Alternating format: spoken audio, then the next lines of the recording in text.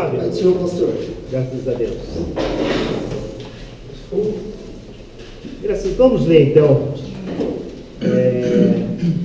Hebreus 12, 6 até o 11, né? Pulando aí o 9, só pulando o 9, tá? Então, Hebreus 12, 6, depois texto de referência, 12, 7, 8, 10 e 11. Com a sua voz.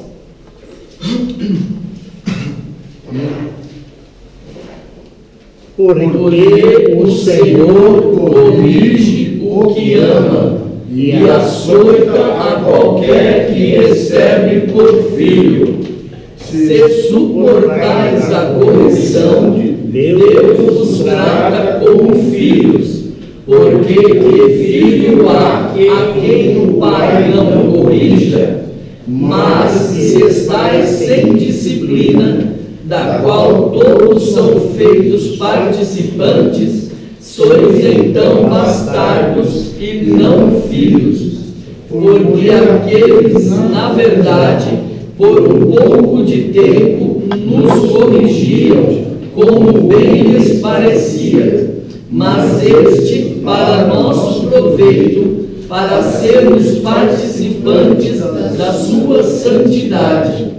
E, na verdade, toda correção ao presente não parece ser de gozo, senão de tristeza, mas depois produz um fruto pacífico de justiça nos exercitados por ela. A base então é o capítulo 12. Só que o capítulo 12 tem 29 versículos. É isso mesmo, né? 29 versículos. Pouco tempo, lógico. E o espaço da lição não dá para nós meditarmos nem uma pequena parte, um terço, né, deste capítulo. Mas é interessante nós estudarmos este capítulo, né? Fala da nuvem de testemunha, são os espectadores, né? As pessoas que estão nos observando como um estádio, né? Aqui Paulo tem em mente a corrida atlética. Tem pessoas nos observando e são muitos, é uma nuvem, né? Vizinhos, familiares, estamos rodeados de uma nuvem de testemunha, né? Fala também da raiz de amargura, não é mágoa, né? Como aparentemente, apressadamente a gente imagina que seja mágoa. A raiz de amargura é a heresia, né? Que contamina. A heresia contamina. Estamos nessa corrida, né? Nos aperfeiçoando. Mas é interessante, se os irmãos pudessem estudar em casa esse capítulo 12, é muito edificante, muito abrangente. Objetivos da lição: explicar, mostrar e ensinar. Lógico que explicar, mostrar e ensinar são sinônimos, né?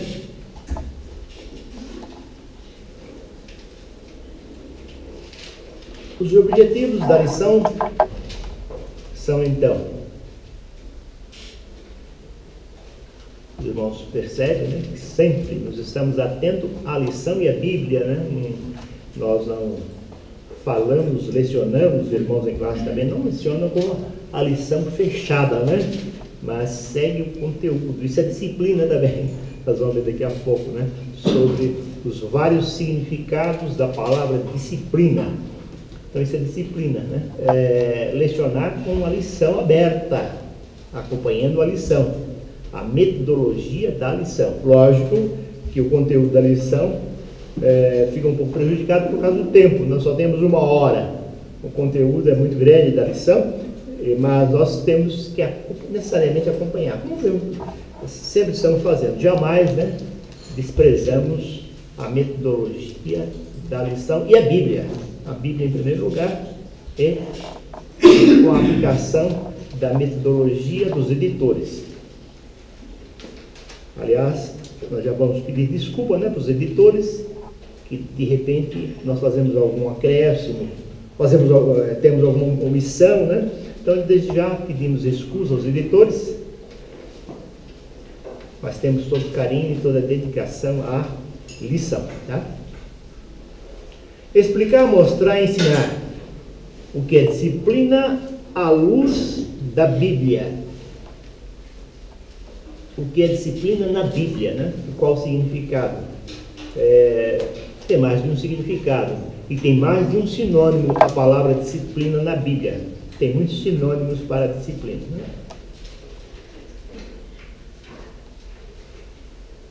Explicar, mostrar e ensinar a autoridade bíblica para a aplicação de disciplina por parte da igreja.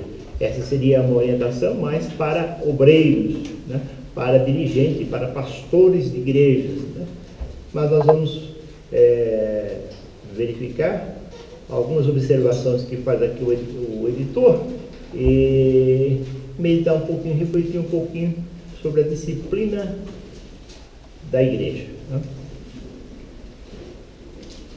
O último objetivo é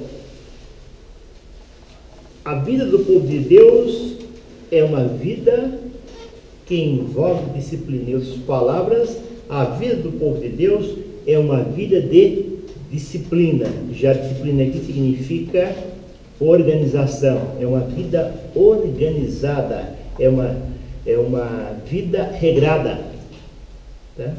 O povo de Deus tem uma vida regrada, não tem desleixos na vida, né? É uma vida com normas, né? Isso é importante, né?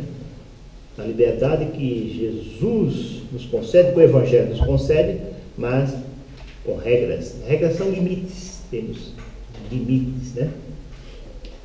Tá bem? Verdade aplicada.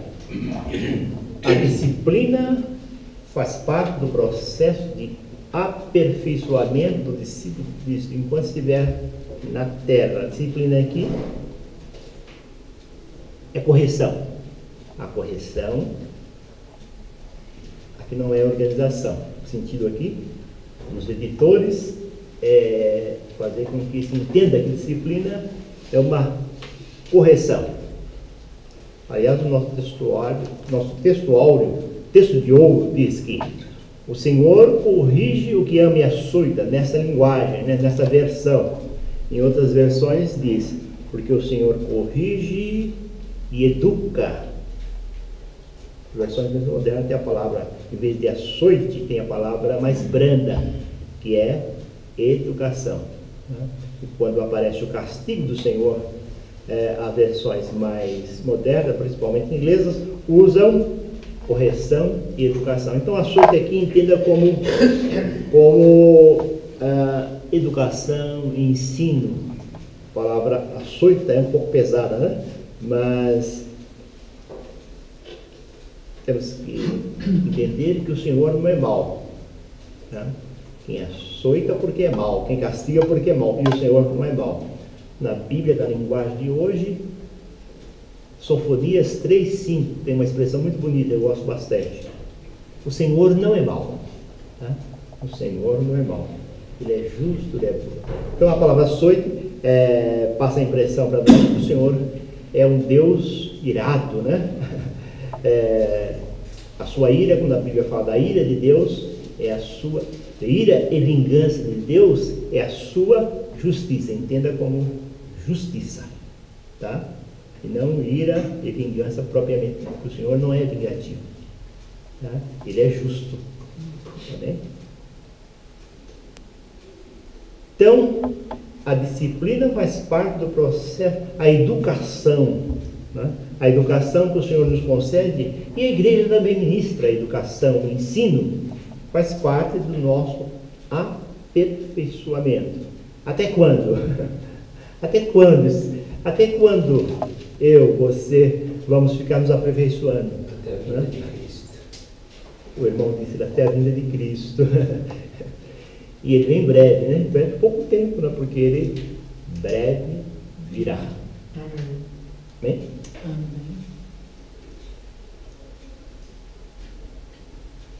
Disciplina na Bíblia não está na lição, mas seria interessante nós passarmos isso para os alunos, que disciplina na Bíblia tem sinônimos, né? Vem com sinônimo de instrução, vituperação, castigo, correção, repreensões da correção, vara da correção, doutrina e sujeição. Disciplina, antes de tudo, sujeição.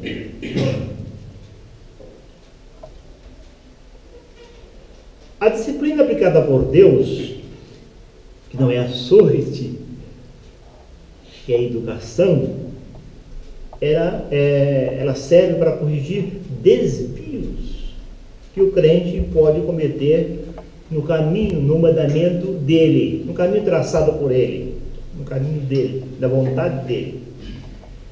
E o que é importante, a disciplina do Senhor, a disciplina de Jeová é sempre restauradora.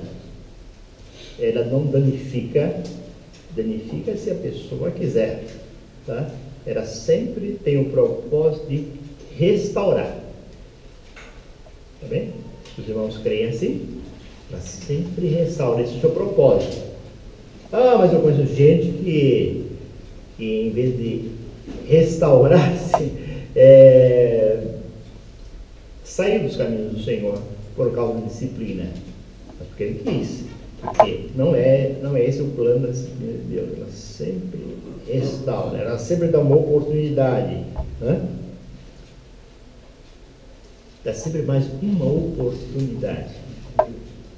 Muitos, né, estão aqui hoje por causa desta oportunidade, né? Muitos criados em lar evangélico tiveram que passar por algumas correções, né?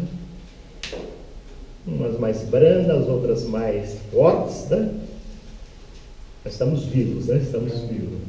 Estamos restaurados, tá bem? A disciplina aplicada pela igreja ocorre quando há desvio de normas internas e princípios sagrados, diferente da disciplina de Deus, que a disciplina de Deus é só por desvios de princípios sagrados. A disciplina da igreja é também por desvios de princípios sagrados, mas é também desvios por normas internas, né? Toda a igreja tem normas, né? Umas mais rígidas, outras menos rígidas, mas todas elas têm, né? A organização igreja tem normas que devem ser respeitadas, né? É o que chamam de regimento interno, né? O uso de roupas, o uso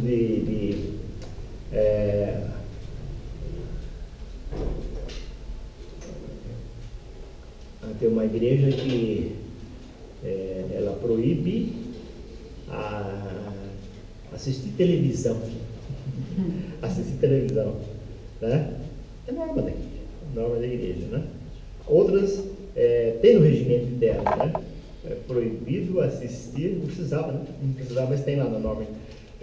O crente será disciplinado por ter de assistir programas que atentem contra a sua fé, né? É uma norma interna, né? Uma norma interna que ajuda, né? E fortalece seguir-se princípios sagrados, né? Introdução. A disciplina faz parte do processo de crescimento, amadurecimento e aperfeiçoamento do discípulo de Cristo. Trata-se de uma ação com propósitos bem definidos. Pelo Senhor. A disciplina do Senhor não é aleatória. A disciplina de Deus não é aleatória. Tem propósitos bem definidos. Hebreus 12:10. É feliz aquele que se submete à disciplina do Senhor. Vamos ler Hebreus capítulo 12, versículo 10.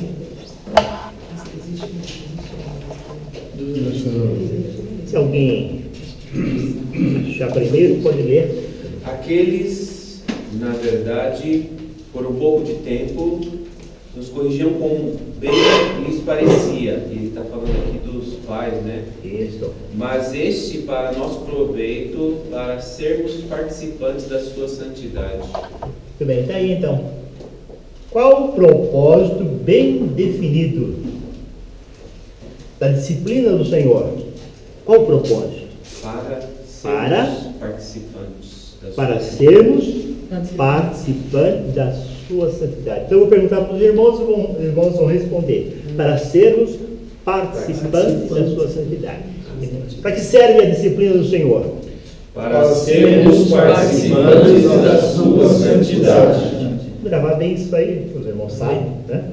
Mas para falar também para os alunos, né? Propósito da disciplina de Deus, sermos participantes da santidade. Já falei várias vezes, irmãos, uma vez, né? Um caminhão estava escrito: perfeito só Deus. Nós vamos ver que não, que nós também estamos rumando para a perfeição. Tolerância zero com as fraquezas, com os erros. Nós vamos ver daqui a pouco. Santidade e perfeição. Disciplina, o que é isso? A parte 1 da nossa lição. Disciplina. O que é isto? Diz os editores, escreveram os editores, nessa lição refletiremos esse tema a partir da Bíblia. A revelação de Deus para nós é a autoridade fundamental sobre a qual a igreja deve moldar sua fé. A igreja não molda a sua fé nos princípios humanos, nos costumes humanos, em regras traçadas por quem quer que seja, né? A igreja tem regras, exceto o regimento interno, que às vezes é variável, igreja para igreja, né? Mas os princípios da igreja, os princípios sagrados da igreja são traçados com base na Bíblia. A Bíblia é um manual de princípios sagrados, e não a imaginação do homem, e não a interpretação do homem, a interpretação deslocada do homem, né? E afirmam que Jesus não é Deus. Não é isso. Isso se propagou até pelo mundo, eu diria. E no nosso país, nós vemos isso a cada domingo, principalmente aos domingos, né? As pessoas perdendo tempo para dizer que Jesus não é Deus, acordando os outros, eu diria até assim, com uma certa ousadia, tocando campainha e acordando as pessoas, né? Às vezes pessoas de idade, pessoas enfermas, para dizer que Jesus não é Deus. A regra é essa, né? Tudo isso, esse sacrifício tremendo, né? Que nos causa ojeriza, né? Tem uma certa repugnância disso, quando eu vejo pessoas perdendo tempo. Podia ocupar o tempo com outras coisas interessantes, né? Da palavra de Deus e da vida secular mesmo, né? Ficam perdendo tempo, aborrecendo os outros, né? Acordando os outros para afirmar que Jesus não é Deus, tá? Isso eu vou falar todo domingo, vou falar sempre, tá? Não vou cansar de falar isso, tá? Jesus é Deus, nós afirmamos isso. Diga todos a uma só voz: Jesus é Deus. Jesus é Deus. E eu sei que tem pessoas nos ouvindo, que vão nos ouvir isso, tá? Como é que você sabe? Eu recebi informação, né? Da própria pessoa, né? Um tratado sobre as Escrituras para mostrar que Jesus não é Deus. Já viu isso? Perder tempo. É perder tempo, né? E o que é pior, é pecado. É um pecado, né? É um pecado de blasfêmia, tá? Então essa pessoa diz: Jesus é rei, Jesus é sacerdote, Jesus é profeta. Não, rei tem vários, né? Pode ser. Morreram alguns, outros estão vivos, né? Poucos reis, né? Profetas tem vários, né? Tiveram vários, morreram: Elias, Eliseu, né? Natan, João Batista, Moisés, Abraão, chamado de profeta também, né? Morreram, tá? Então Jesus está vivo. Então ele é acima de tudo. Rei, profeta e sacerdote. Mas acima de tudo, ele é Deus. Tá vendo? Eu disse para uma pessoa, não adianta vir com esse conforto que Jesus é rei. Não. Essa confissão não serve, que Jesus é sacerdote, que Jesus é profeta. Não. Pode falar tudo isso, está certíssimo. Mas tem que falar em primeiro lugar e tem que ressaltar que Jesus é Deus. Tá? É secundário falar que Jesus é rei, que Jesus é profeta, que Jesus é sacerdote. É secundário isso na Bíblia, mas a essência é essa. Jesus é Deus, tem que confessar. Tá? O texto bíblico indicado, Isaías capítulo 8, versículo 20, é sem dúvida uma condenação para quem substituiu a lei e o testemunho pela consulta aos mortos ou por qualquer prática não autorizada, né? Consultar os mortos, consultar as trevas, né? As trevas, os mortos vivem em trevas, né? Nas trevas. Consultar demissão. O pastor deve comentar a Bíblia, versículo por versículo, na página 696 do volume 1 do seu livro, ele chama essa prática que está em Isaías capítulo 8, versículo 20, de espiritismo.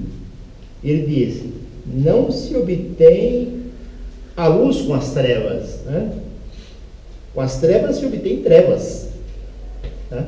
Então, consultar os mortos, espiritismo, está em trevas e obter trevas. Tá? Qual outro meio, né? De adivinhação. Trevas são trevas. A adivinhação é treva. Tá? A luz está em Deus. A luz está na lei e no testemunho. Em outras palavras, a luz está na palavra de Deus, na Bíblia. Amém? Temos que bater, fincar o pé nisso, né? Não, mas todos creem. Eu creio, mas precisa ouvir isso da boca, precisa sair da boca, essa confissão, tá? Jesus é Deus, a palavra dele é instrução, tá? A palavra dele que é a Bíblia é instrução, não temos outra instrução, tá? Vocês viram a instrução de um homem que fez, né? Há mais de 100 anos atrás, né? Que fez a instrução de um homem, né? Um tratado tremendo, né? Eu tive a oportunidade de ler, não porque cria, mas para ver no que se fundamentava, né? E a conclusão que ele chega é essa, que Jesus não é Deus, tá? Do começo ao fim, Jesus Cristo é o Messias e ele é Deus. Isaías, lá no Velho Testamento, Isaías chama ele de Deus forte. Deus forte. Que está na Bíblia, inclusive de outras traduções heréticas, vamos assim dizer, né? Está lá, Deus forte. Jesus é Deus forte. Tá? Disciplina e a sua necessidade. Os irmãos percebam que nós estamos seguindo a lição, na medida do possível, né? Na medida da nossa capacidade, que é pequena, né? Nós estamos seguindo a metodologia da lição. Temos que fazer isso, tá? É o mínimo que espera de um professor. Eu falo isso talvez de forma desnecessária, que nossos professores aqui falam com a Bíblia e com a lição aberta, né?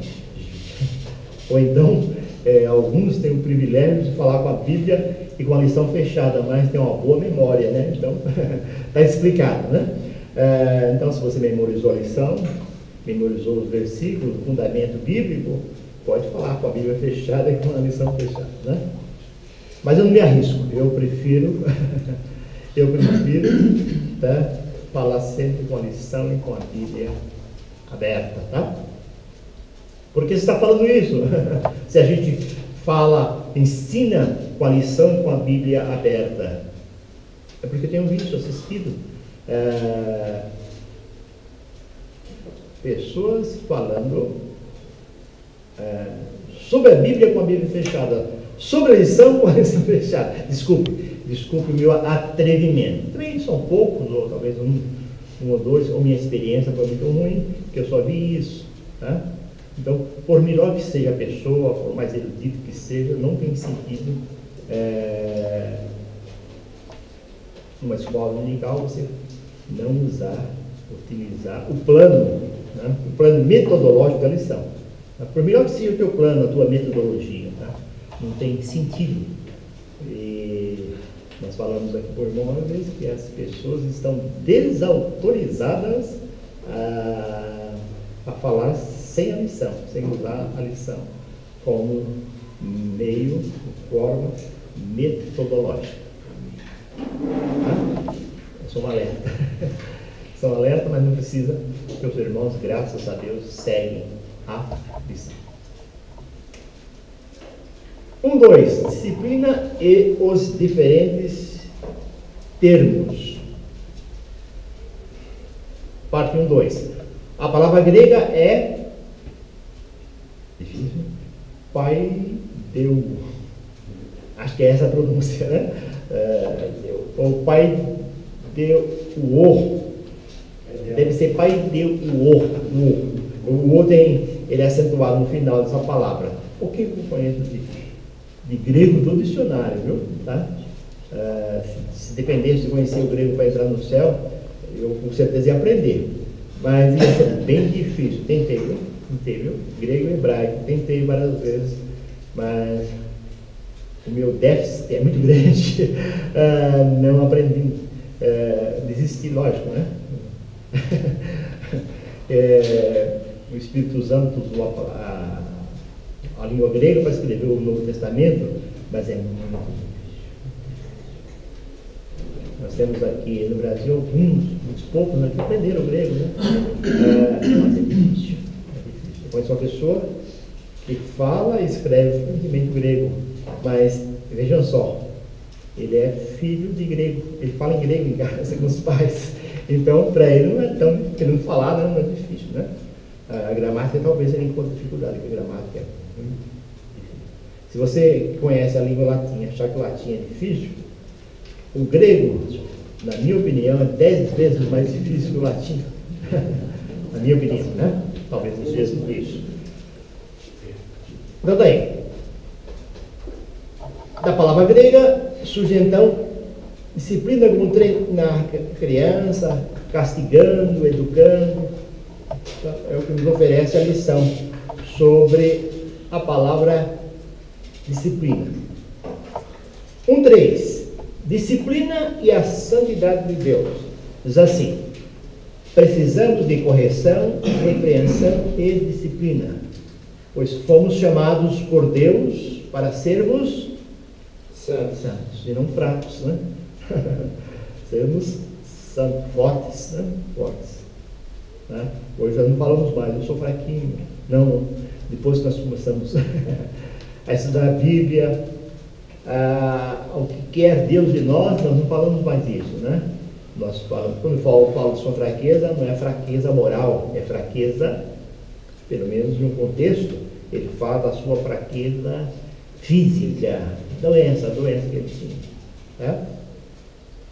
Você pode falar, mas em outro lugar, em outro contexto, ele fala que o bem que ele quer ele não faz. Isso é para uma outra aula, não é para hoje. O princípio é esse. Fomos chamados por Deus para sermos santos. O irmão, quando era jovem, o irmão disse: estou firme, peço um pouquinho aí, tropeço um pouquinho ali, tá, mas estou firme. Não, nós fomos chamados por Deus para sermos santos, fortes, não tropeçar, tá? Para sermos irrepreensíveis. Mas a lição diz, agora sim, a parte dolorida, né? Contudo, estamos propensos às práticas do velho homem. Propensos. Temos uma caidinha. Está na lição, né?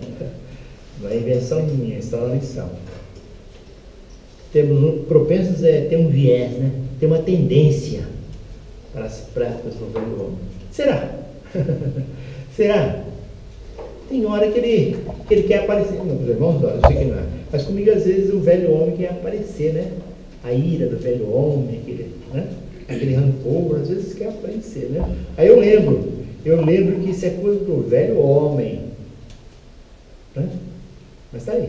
Aí entra uma palavra que o senhor falou, que Paulo fala, né? O bem que eu quero fazer eu não faço, né? Aí entra nessa... Essa é uma outra coisa. Depois, sim, dia nós vamos... quero ser novo, mas às vezes não consigo. Esse às vezes, né? Dentro Não do é regular isso, viu? Não é regular isso. Nós vamos meditar um dia sobre isso. E tenho vontade de um dia falar, se alguma lição tiver esse assunto, nós vamos falar, se o bem que eu quero, não faço pau, né? Não é bem assim, né? Nós vamos ver, né? Eu tenho uma pesquisa sobre isso aí, no próprio grego, né? Uma tradução lá, que nos dá uma luz sobre isso, tá? Estamos propensos, quer dizer, nós temos tendência às práticas do nervosinho, né? Qualquer coisinha se irrita. Tem pessoas que não são assim, né? Crentes mesmo, né? Qualquer coisinha fica magoado, né? Eu estou falando mais para a gente que para os irmãos, viu? Tá bem? Mas está aqui. Por intermédio da correção, o processo educacional de Deus vai sendo aplicado em nós. Que maravilha, não? A esperança ainda, né? O processo educacional de Deus vai sendo aplicado em nós e nós vamos saindo dessa propensão ao velho homem. Mas tem coisa pior aqui para frente. Veja o que disse Henry, Mateus Henry, né? Ou em inglês, Matthew. Mateus em inglês é Matthew, se pronuncia, né? Eu sou amigo da os irmãos já perceberam, eu falo em grego, eu falo em inglês, né? Isso é atrevimento, tá? Mas eu sou humilde, então eu sou humilde, eu reconheço as minhas falhas, mas quando eu aprendo uma coisa, eu gosto de estar divulgando, tá? Então, Matthew Henry diz, observou que a nossa vida é um estado, olha aqui, irmão Marcelo, esse é um homem de Deus, há 300 e poucos anos escreveu isso. Nossa vida, a vida do crente, é um estado de infância, menoridade e imperfeição. Ele não diz que é tendência, ele diz que é um estado. É um estado, quer dizer, uma constância. Aqui é uma constância.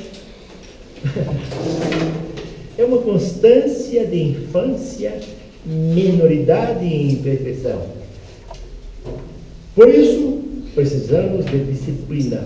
Fazer um curso intensivo, né?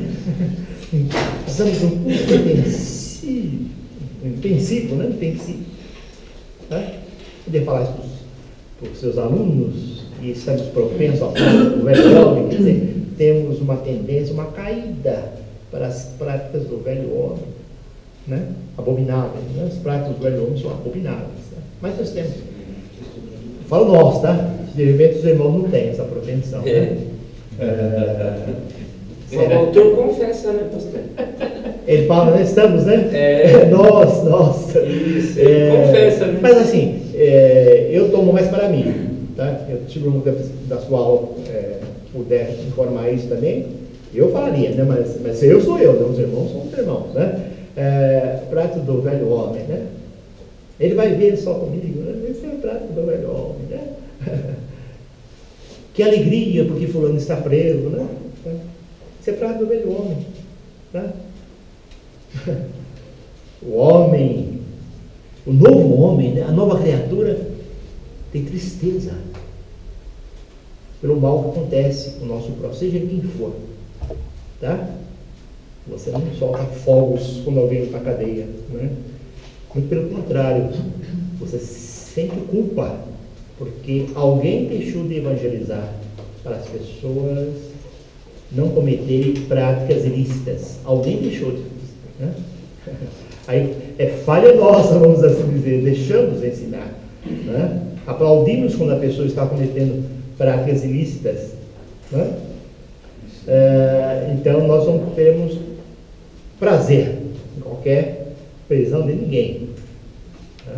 Mas quando ele não aceita Jesus, vai para Curitiba, né? Eu não tenho prazer em quem, eu também não tenho prazer em quem não aceita Jesus. Também não. É culpa minha, não nossa, é culpa minha, tá? Deixei de evangelizar.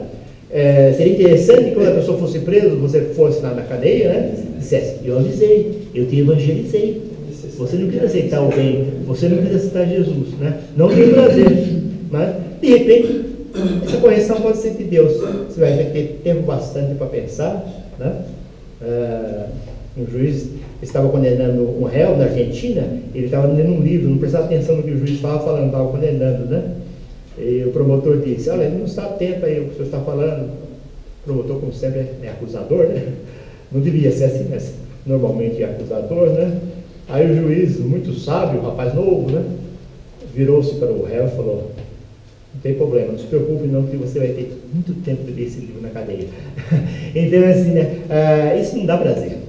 Isso dá tristeza e sentimento de culpa. Nós estamos deixando de evangelizar. Às vezes é isso. Às vezes a pessoa foi evangelizada, mas não aceitou a Jesus, né? Como o pastor disse, não aceitou a Jesus. Também não temos prazer, porque ele não aceitou Jesus, né? Precisamos de disciplina, porque estamos numa constância de infância, menoridade e imperfeição. Se você pudesse falar isso para o seu aluno, seria ótimo demais, tá? Seria disciplina, de acordo com a nossa exposição aqui, né? Olha só uma coisa. Jesus afirmou que o coração produz, entre outras coisas, a loucura. Jesus não fala que é o coração daquele que não se entregou a Jesus. A ele. Jesus não diz isso. De um modo geral. Do coração procede maus pensamentos, do coração procede as blasfêmias, do coração procede o adultério. E uma coisa que me chama a atenção é esse, que do coração produz, é uma fábrica de loucura. Aceitando ou não a Jesus, tá? É por isso que nós dominamos o nosso coração, né? E às vezes vem algumas loucuras, né? A pessoa diz, você é convertido, ele é batizado com o Espírito Santo, fez tal coisa, coisinha mínima, né? Um fato, uma coisinha mínima, né? E me veio essa palavra aqui. Eu cometi uma loucura, não falei, mas eu pensei, né? Cometi uma loucura, né? Uma doidicinha pequena, pode falar assim, uma pequena doidice, né? Uma palavreada ruim, né? Pessoa batizada com o Espírito Santo, né? Pessoa que tem a revelação de Deus na sua vida, a graça de Deus, tem um palavreado ruim, né? Umas observações ruins, né? Graças a Deus ele foi preso, é loucura, sabe? Tá? Então o coração produz a loucura, velho homem, constante estado de infância, menoridade e imperfeição, criança. Mas graças a Deus somos crentes, estamos caminhando para a perfeição. Amém. Nos esforçando, não precisa de esforço, né? Precisa de esforço. Para entrar no céu precisa de esforço, né? Para entrar no céu precisa tentar para a grande salvação, né? Senão não vai escapar. Não escaparemos nós se não tentarmos para uma tão grande salvação. Não adianta escrever no caminhão perfeito só Deus. Não. Porque nós temos que ter uma vida de perfeição. Essa é a exigência. Eu queria que vocês passassem isso para o aluno, tá? Aqui na parte 1.3, aproveitar aqui o que os editores disseram que nós estamos propensos às práticas do velho homem, então você aproveita e fala. Mas a exigência não está na lição, mas você pode falar isso, né? Com toda a ousadia, né? O que Deus exige de nós é a perfeição, a santidade e o crescimento. Não está aqui na lição, tá?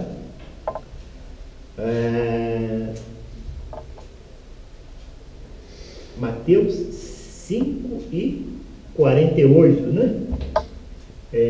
Sede perfeitos como perfeito é o vosso Pai Celestial, né? 1 Coríntios 13:11. Quando eu era criança, olha aqui. Quando eu era criança, falava como criança, pensava como criança, discorria como criança. Mas quando cheguei a ser homem, deixei essas coisas de criança. Essas coisas do velho homem, né? Agora eu cresci. Isso é Paulo que está falando, coisa bonita, né? Não sou mais criança, né? E eu creio que vocês podem falar isso. Agora eu não sou mais criança, eu não falo mais como criança, eu não penso mais como criança, eu não sinto mais como criança, eu não faço o meu discurso como criança, porque agora eu cresci, né? A exigência é o crescimento, deixar esse estado de criança, o pastor disse, esse estado de infância, de minoridade e imperfeição, ser perfeito, ser de santos, deixar de ser criança. Estamos caminhando, né? Mas é bom saber que existe isso, né? É uma ajuda ao seu crescimento espiritual. Foi bom os autores, os editores terem mencionado essa propensão, que aí você vai fazer força, né? Nós vamos fazer força, nossos alunos vão fazer força para não dar lugar a essa propensão, essa caída, né? Essa pessoa convertida, essa recaída. Eu vou estar assim, o velho homem, vou estar assim, criança, olha, homem e criança, que coisa interessante. Criança, menor e imperfeito, tá? Estamos caminhando para a perfeição, a felicidade. Uma irmã na rua, uma vez estava orando de joelho e eu ouvi, né? Aquele tempo ouvia bem, chegava bem, e eu ouvi ela orando, dá-me santidade, Senhor, dá-me santidade. Mas na verdade é sempre santos. Mas é tão difícil, né? Que eu preciso pedir para Deus que me dê a santidade. Mas é você que tem que ser santo? É sim, eu tenho que ser santo. Mas está difícil. Eu tenho que pedir para Ele, né? Dá-me santidade, Senhor. Hã? Você passa isso para os alunos? Passo, não sei o que vocês passam. Hã? Se não anotou, memorizou, ótimo, né? E se não anotou, não memorizou, está lá no YouTube. O Mateus edita lá. Está no YouTube. Está no YouTube, né? O Mateus edita lá, né? Aqui terça-feira já está lá. Deus quiser e Ele quer, né? Isso aqui não pode deixar de ser falado. Essa parte 1.3 é muito grave, muito grave. Tá? Eu não, se fosse você como professor, não deixaria de enfatizar bem essa parte 1.3. Nem que não dê tempo de chegar na conclusão, né? Porque eu estou vendo que nós não vamos chegar. Vamos para a parte 2, a igreja e a disciplina. A necessidade de instrução. Antes de falarmos isso, onde está? Onde está na Bíblia o velho homem? Onde está essa expressão? Velho homem na Bíblia. Na lição está aqui na parte 1.3, nós falamos agora há pouco, né? E na Bíblia, onde é que está? O irmão fala assim, eu sigo ao livro. Ótimo, já é tudo, né? Que livro está? Essa é a pergunta. Que livro está o velho homem? Pastor Bittencourt não tem hoje. É verdade, computador, né? É só para refrescar um pouquinho, né? Depois de tanta doutrina. Colossenses 3:9. Velho homem? Não está em Efésios, não? Também. Também em Efésios. Também. 4 e... Aqui é Colossenses 3:9. Na Teresa Cruzada é Efésios 4. Na Cruzada, né? Não tem Cruzada na sua Bíblia? Tem. É 4 e 22. Isso. É só, se você quiser falar para o aluno, melhor, né? Olha, o velho homem lá de Efésios 4 e 22, Colossenses 3:9. Colossenses 3:9, né? Muita coisa para memorizar, né? Mas você tem essa capacidade. Não deixe de falar isso para o aluno. 2. A necessidade de instrução bíblica para não se repetir o que se fazia em Israel quando não havia rei. Quando cada um fazia o que parecia reto aos seus olhos, né? Não havia rei, não havia uma liderança, não havia orientação divina, né? Vamos assim dizer. Cada um fazia o que parecia. A falta não era o rei, a falta era da orientação divina. Mas Juízes 21 e 25 falam exatamente isso, né? Quando não havia rei, cada um fazia o que parecia reto aos seus olhos. 2:1. Igreja, origem e natureza. Não basta entender igreja como um grupo, etc., né? Quando Jesus fala, edificarei a minha igreja, Mateus 16, 18, na lição, né? Fica claro que é o fundador e o fundamento. 1 Coríntios 3, 11, está aqui na lição.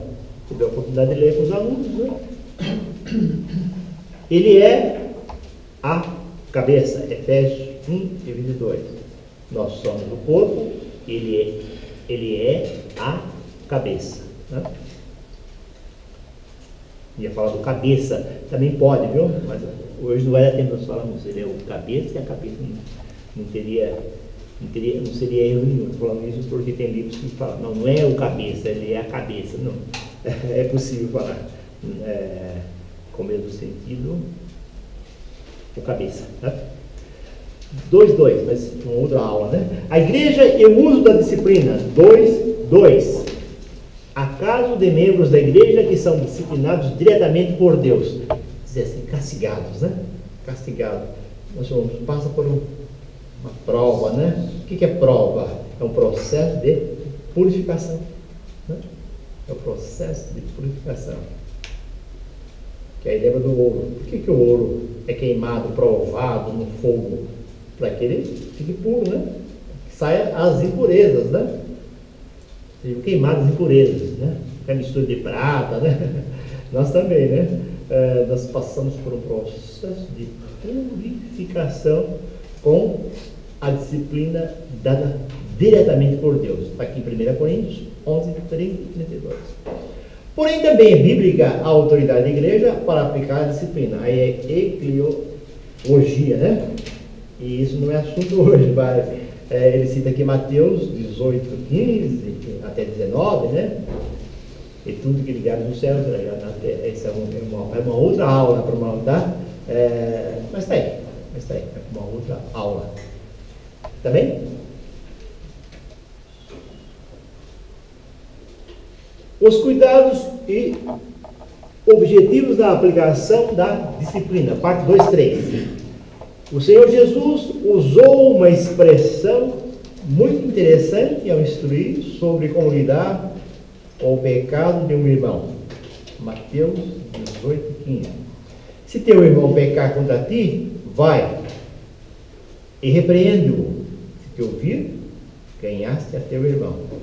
Origem disse que aqui não é só um pecado contra você. Tá? Origem diz que aqui é um pecado em geral. Se você sabe que teu irmão pecou, você não faz delação, tá? Só você sabe, né? Claro que a norma da igreja, você tem que mesmo falar para a direção da igreja, comunicar a direção da igreja, né? Essa é a norma das nossas igrejas. Mas é até melhor você falar diretamente com ele, né? Eu acho não, tenho certeza que será melhor. Então, só eu sei, só eu vi. Repreendo.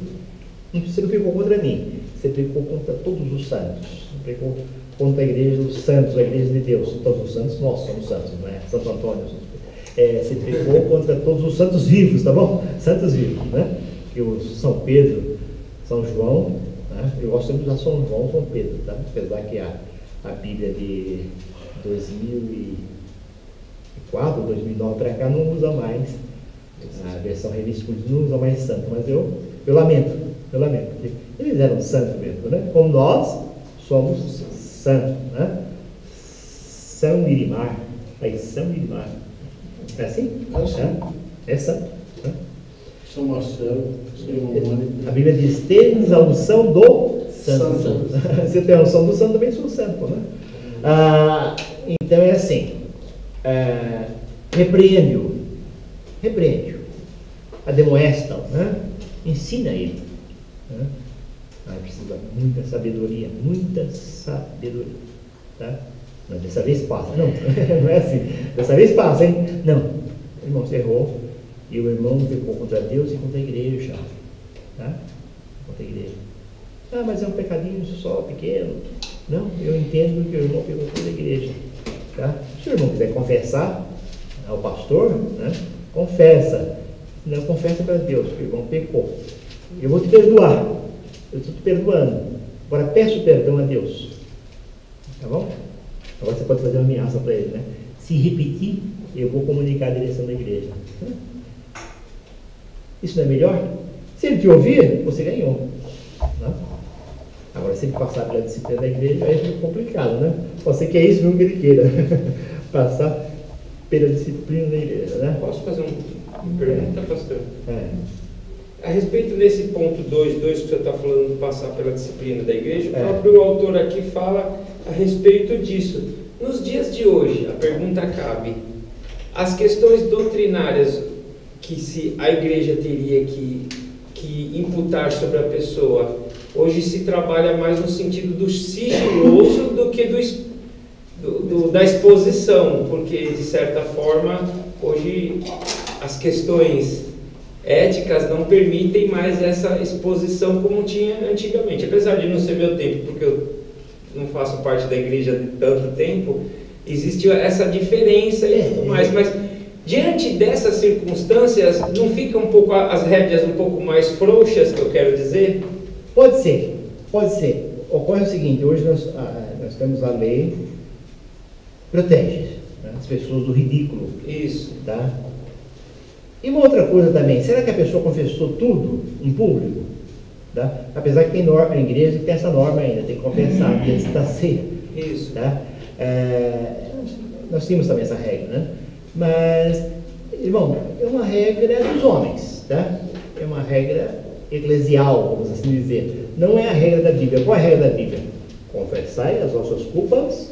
Mas o autor aqui coloca que autoridade concedida por Deus. O autor da revista aqui coloca que a igreja tem esse poder de disciplina concedida por Deus. Então, eu li isso aí. Não tenho muitas dúvidas. Só que é uma interpretação aí de Mateus 18 e 15, né? Tudo que ligar na terra será ligado no céu, que precisa de uma melhor interpretação, vamos assim dizer. Tá? A autoridade, desculpa, pastor, a autoridade a igreja tem. A forma como ela exerce essa autoridade que a gente tem um certo problema, né? Um diferencial hoje, por exemplo, né? Antigamente era aceito publicamente, não posso falar tanto de antigamente, porque eu não sou tão velho assim, mas antigamente era aceito dentro do contexto da igreja essas manifestações de confissão. Né? A igreja olhava isso com bons olhos e era didático, era sadio. Só que hoje, dentro de um contexto legal, dentro de um contexto de sociedade, se a gente expõe a pessoa, a igreja pode sofrer um prejuízo jurídico aí, né? O pastor falou um dia desse, a gente tem questões familiares, às vezes, depende do pecado, né? Não, mas aí onde eu coloquei, aí não se afrouxa as questões doutrinárias nesse sentido? Pessoal... só uma pergunta, depois o irmão responde, não hoje. Será que se pecava menos antes do que hoje? Não, é a mesma coisa. Então não resolvia muito isso aí, né? Sim. Pastor, sim. Só uma questão de entendimento aí. Eu sou dessa época, eu entendo que as pessoas, quando vinham depois da Santa Ceia pedir perdão de alguma coisa, elas vinham por livre e espontânea vontade. Ninguém colocava elas. Ela vinha por espontânea vontade, porque o Espírito Santo havia tocado no coração dela para ela vir e pedir perdão. Ótimo, odeio. Boa desde que se há se abrir oportunidade para quem quiser, ninguém vai estar se colocando ou expondo essa pessoa ridícula. Na verdade, ela vem porque o Espírito Santo toca. Se ela não vem, é porque o Espírito Santo já não está falando mais com ela já quer, como diz a palavra dentro do texto da lição, ficar longe dela, porque aí já não tem mais conselho. Só essa colocação. Aproveitando isso aí que o Valdir está falando, já me lembrei de um irmão que já dorme com o Senhor, né? Ele foi na minha casa, né? Estava enfermo, ele foi me visitar, né? E ele diz, nós falar sobre igreja, né? Esses assuntos que nós estamos falando aqui, e ele diz, a Santa Ceia, quando a gente ia, né? Tem irmãos que vivem muito do passado, eu sou um deles, tá? Quando eu ia na Santa Ceia, eu ia tremendo de medo. Será que eu tenho um pecado que eu pratiquei, não estou me lembrando? Ele com as palavras dele, né? E eu falei, tá bem, eu ia tremendo, né? Eu ia tremendo na mocinha, né? Eu ia tremendo para a Santa Ceia, né? Morrendo de medo, vamos dizer, né? Usando uma expressão nossa aqui, morrendo de medo. E ele falava, hoje eu vou alegre, brincando. Mas o ato Santa Ceia tem a mesma seriedade, viu, irmão? Tem a mesma seriedade. Não é memória, a Santa Ceia não é memória de pecado, é memória de Jesus. Tá? Antes, aí, tá? Agora vamos fazer também, corrigir um erro, né? Antes se fazia na Santa Ceia memorização de pecados. Tá? A pregação, a instrução, é tudo para memorizar pecados. E não é fazer isso em memória de mim. Então, é memória de perdão de pecado. Não? Todas essas abordagens que eram feitas antigamente, sim, isso daí era costume então, era um costume dos homens do ministério, né? Dos homens. Agora, a doutrina mesmo ela não muda em si. Costume muda. A doutrina não muda. Mudam. E varia, pastor, de igreja para igreja. Nós respeitamos, né? Podia citar até a igreja que então continua. Nós pecamos muito, hein? Pecamos então, muito. A minha dúvida é assim, é só um contraponto ao que o Valdeir falou. Será que a pessoa confessava mesmo todos os pecados lá na frente? De repente ele confessava o pecado que podia ser confessado. Então tem essa dúvida. Mas nós vamos sempre na ordem bíblica. Confessai as vossas culpas uns aos outros. Amém. Faz o desabafo. Irmão, minha consciência está doendo, assim. Não fala para ninguém. Mas eu tenho legítimo. Tem que ser uma pessoa que você confia, que você acha que tem a graça de Deus, tá?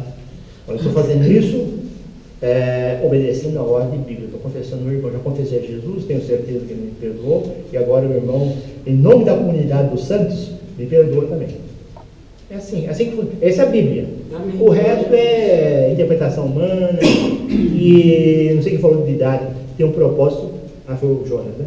Tem um propósito didático, que tem um propósito didático. Um propósito de ensino, vê que não é brincadeira. O pessoal vê que não é brincadeira. Você pecou, você vai passar vergonha lá na frente. Então, valia. Enquanto propósito didático, valia e vale. Precisamos separar as coisas, né? Senão complica bastante. É propósito didático. Tá? A vida do povo de Deus é uma vida que envolve disciplina. Aqui, disciplina é organização. Pois Deus não é Deus de confusão. O que é isso? O que é confusão? Confusão no contexto é tumulto. Fora de ordem. Isso, fora de ordem, tumulto. Isso mesmo. Deus não é Deus de tumulto. Ele se requer que tudo seja feito com ordem e decência. Com ordem e decência. É decente o irmão ir lá na frente? Agora vai ficar essa discussão, né? É decente o irmão lá na frente falar coisas que podem até mexer com sua família, né? Não sei se é. Se o irmão achar que é, tá? Mas eu vou ficar com essa palavra do Jonas aqui, e do Valdeir, essas observações do Valdeir, do temor do Jonas, que é didático, extensão uma da outra, né? Propósito didático e provocar o temor, né? Não é brincadeira esse ato que você vai participar, não é brincadeira, tá? É coisa séria, tá? É tão sério que, dependendo do pecado que você cometeu, você vai ter que ir lá na frente e confessar. Isso é didático, né? Gostei dessa palavra aí, didático, temor, né? 3.1. A autodisciplina.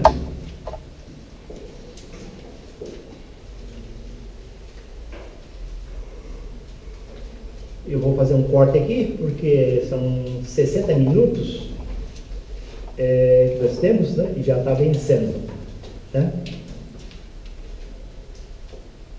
3.1 diz assim: são diversas as demonstrações da palavra de Deus quanto ao cuidado conosco mesmo. É redundante falar conosco mesmo, é redundante, mas é conosco mesmo, né? Para que eu pregando aos outros, a parte 3.1, né? Eu pregando aos outros, eu mesmo não venha de alguma maneira ficar reprovado. É uma referência da lição, 1 Coríntios 9, 27. Tá? E Atos 20 e 28 também da lição. Ela tem lá muitos versículos aqui nessa parte, né? Eu creio que uns 10 versículos, são mais. Atos 20 e 28 é: cuidai de vós mesmo, né? Autodisciplina, né? Eu mesmo cuidando de mim mesmo, né? Não me preocupando com os outros. Aliás, tem irmãos, eu também participo dessa corrente, nunca me preocupei com as falhas dos outros, nunca. Desde garotinho, não tinha muito juízo, né? Nunca me preocupei, sempre me preocupei e sempre tremia com as minhas falhas. Tá? As falhas dos outros, no máximo, podem me dar tristeza, mas nem isso. Mas não me preocupe. O irmão deixou de fazer, o problema é dele. Né? Ele foi instruído, ele conhece a palavra, é problema dele. Se tiver oportunidade, eu vou adverti-lo, né? Mas se de repente não aceitar, né? Tá? Mas de qualquer maneira, não tem essa preocupação, não tem mesmo. Desculpe, tá, irmão? Eu sei que vocês pensam diferente. Pastor Jair, tem um texto que eu acho muito interessante, que está sendo citado aí na revista, 1 Timóteo 4,16. Paulo vai dizer para Timóteo: cuida de ti mesmo e dos ensinamentos. Porque se você fizer isso, você vai salvar tanto a si quanto os outros, né? A ideia de que se você observar aquilo que você está aprendendo e cuidar disso, isso já vai resultar numa salvação. Exatamente. Está no final aqui da parte 3.1, o que o Jonas citou aí, 1 Timóteo 4,16. Sendo disciplinado, parte 3.2. Normalmente, quando não priorizamos a autodisciplina, nós mesmos, né? Se faz necessário, sermos alvos da disciplina. Começa a olhar muita falha dos outros, né? Vamos ser alvos da disciplina. Seja de parte de Deus ou por intermédio da igreja. Tá? A questão da tolerância. Na mensagem enviada à igreja em Tiatira, a quarta carta, né? A igreja de Tiatira é a quarta igreja do Apocalipse. Jesus menciona amor, entre outros, né? Amor, as obras, amor. Contudo, toleras Jezabel. Não estavam exercendo a disciplina. O amor não pode ser usado como escudo para esconder o mal e permitir o pecado. O amor não pode deixar com que eu fale diretamente para a pessoa que anda perdendo tempo em casa, que Jesus é Deus. Te amo muito, gosto muito de você. Não admiro o seu trabalho, porque o seu trabalho é perder tempo. Tá? Tem que te falar, eu admiro muito o trabalho. Não concordo com o que você fala, mas admiro muito o seu trabalho. Não admiro o seu trabalho. Eu tenho...